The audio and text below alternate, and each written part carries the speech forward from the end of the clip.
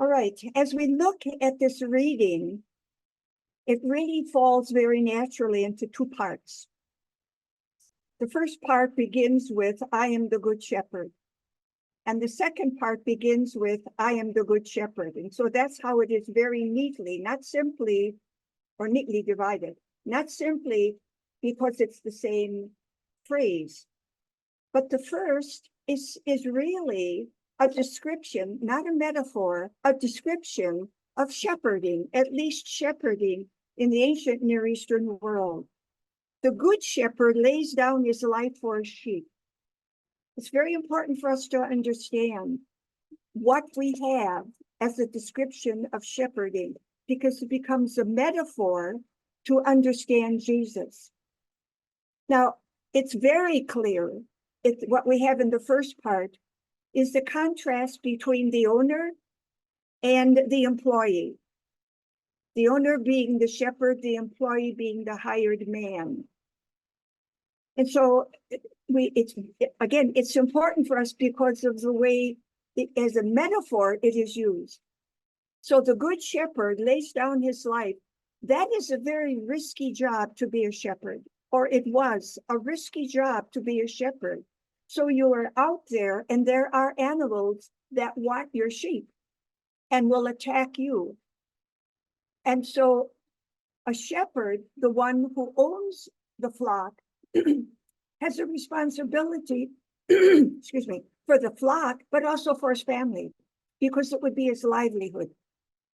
So what we have here in the shepherd is one who has great responsibility for life and death of the flock, and depending upon the flock, for his family as well. And so you've got the description. He's not a hired man. A hired man, and whose sheep they are not. For the wolf comes and frightens the hired man away. Now, we got to keep that in mind, this description, or we miss some of the points of the metaphor, which we have much more in the second part. I am the good shepherd. I know mine, and mine know me. I remember reading somewhere years ago that shepherds frequently used whistles, and the sheep literally recognized the whistle, or if it was the speech, recognized the voice of the owner. It reminds me, when I was a child, if we would go outside to play after supper, I could stay out until my father whistled, and I recognized my father's whistle. And then recognizing my father's whistle, I had to decide, am I going to go in now, or am I going to go in later? And why am I going in? But whenever I hear that the sheep recognize the voice of the shepherd, that always comes to mind something from my experience. So it really makes sense to me. So I know mine, and mine know me, because they recognize my whistle. But then comes a decision whether or not you're going to follow it. But we'll leave that for interpretation. Just as the Father knows me, and I know the Father. And here we have the second kind of relationship. The first relationship between the shepherd and the flock, and the second relationship between Jesus and the Father. I lay down my life for my sheep. Well, a good shepherd would do that. So that's not metaphor, until we understand that Jesus is using this metaphor to describe his relationship with his people. I have other sheep that do not belong to this fold. And here we have the inclusivity of the fold. I'm sorry, I got something in my throat here. We understand the inclusivity, and we can talk about that when we talk about what does this text mean to me or to us. I have other sheep that do not belong to this fold, and these also I must leave. They will hear my voice or my whistle, and there will be one flock and one shepherd. So we don't know how broad this flock is, but we know it's broader than just the core flock or the core group of sheep. And this is why my Father loves me. We'll come back to the rest of that particular passage in a moment. So what we have here is a description of an ancient shepherd, which now becomes a metaphor to speak about Jesus. And when we begin to speak about Jesus, that's where the theology is found. The good shepherd who lays down his life for his sheep. It's not simply now, when we think about this as referring to Jesus, it's not simply a shepherd who's fighting to keep what belongs to him, what is his livelihood. It is Jesus who gives of his life, the kenosis, the outpouring of life for others. I lay down my life for my sheep. Nobody else will do it, because the sheep, this flock, belongs to no one else. Nobody else lays down his life for the flock like Jesus does. When he speaks about other sheep, think about the people that are ostracized, even by the church. We're talking here about the reign of God, which we know is not equal to the church. The church is a servant of the reign of God, but the reign of God is the ultimate goal. And the reign of God includes all. We have a responsibility to embrace all, whoever the all is. And we know that from the life of Jesus, how he made no distinction, that whoever was in need, he went to whoever was in need. And you could be in need physically, you could be in need because of personality, because of addiction, because you had dug a hole so deep you couldn't get out and you needed somebody to pull you out. So here, what we have here is the metaphor speaking about the universality, the immeasurable compass of the embrace of Jesus. One flock. And this is why the Father loves me, he says, because we know from our understanding in the gospel of Jesus that the love of Jesus for us is a love of the Father through Jesus for us. And again, he speaks about laying down his life. No one takes it from me. I lay it down on my own, free giving. These are aspects of this particular passage that call for personal reflection.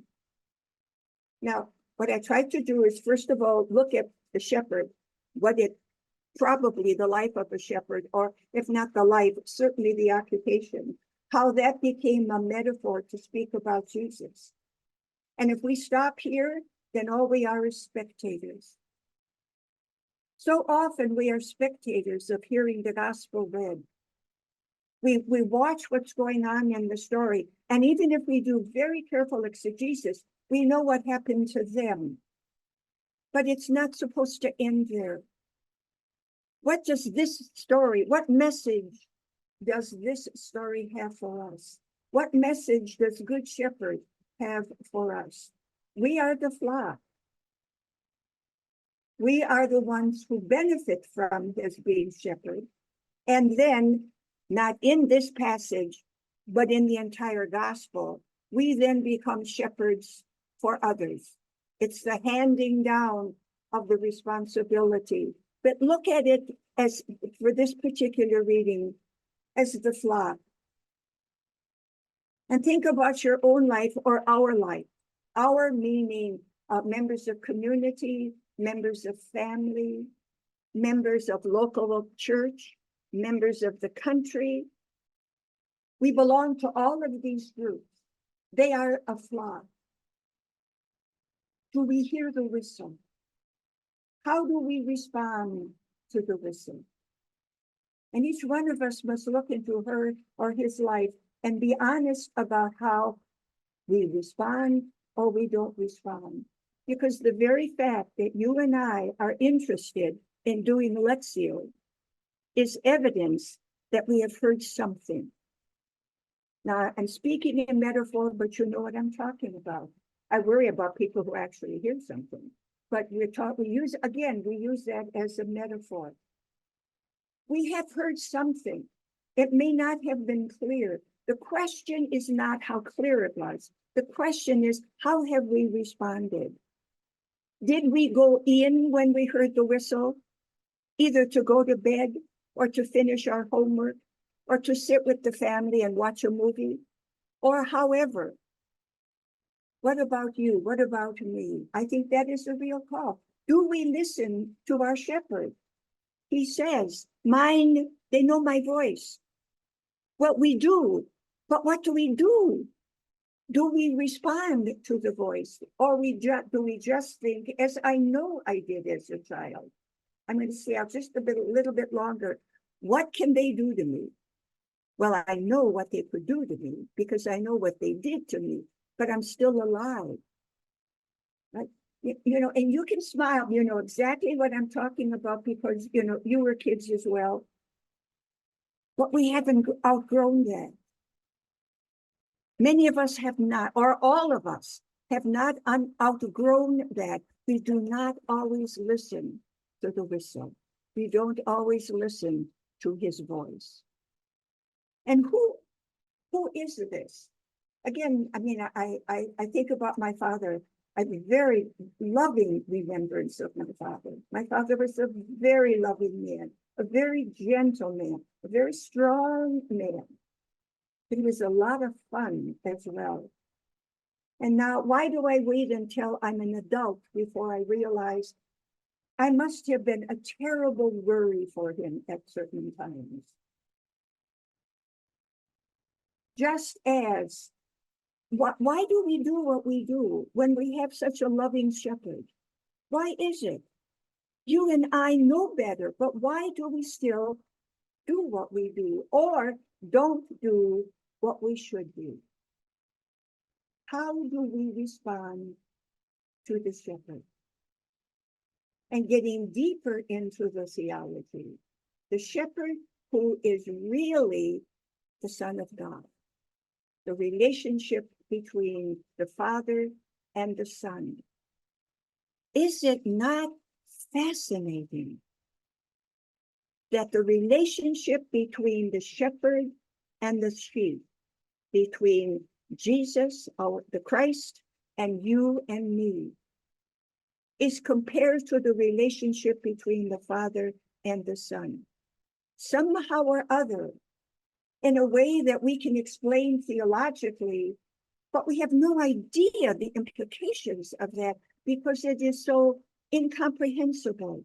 But somehow or other, that he is our connection with the Father, the one not only who takes care of the sheep, but made them, created them, continually creates them and supports them.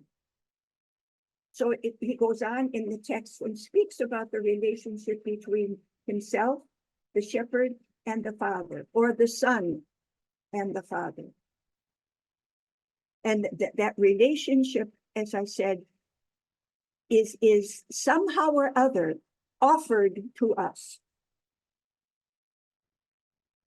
Then he begins to talk about again in the text, the shepherd. I have power to lay it down and power to take it up again. And of course, what we have here has nothing to do with the actual shepherd. Right here, we're talking very definitely about Jesus. Handing over his life, giving his life for us. Just the idea, again, the metaphor of shepherd. And the pictures that we see are such pretty pictures. But shepherds were not pretty. I mean, how can you live with the sheep and not smell and not be dirty? So often, so many things in our biblical understanding have been sanitized. And obviously, you know, you won't be able to sell many holy pictures if they're dirty, if you've got a good shepherd who's dirty. But we think it was like that, all sanitized, and it wasn't. It was grubby work. Grubby. The kind of work that parents are willing to perform for children, that lovers are willing to perform for each other, that good friends are willing to do for each other. It's that kind of work. And it makes no difference if they're grubby. It makes no difference. You know, if they spend all night sleeping in a field, you don't always smell like the flowers of the field. Again, I think that that's important for us to realize when we look at that particular metaphor of shepherd. Don't dress him up in a white garb. Think of somebody who's willing to really give of themselves and look like they have given everything that they have to give, and they look like it. Somebody once said, whenever you go through hell, you look like it. We should never forget that's precisely what we have. Little strong language, that's precisely what we have in this passage. Jesus says, I'm willing to go through hell for you. I am the good shepherd, and I'm willing to go through hell for you. And he did. And he went through hell for us, even if we didn't always listen to his whistle. Amen.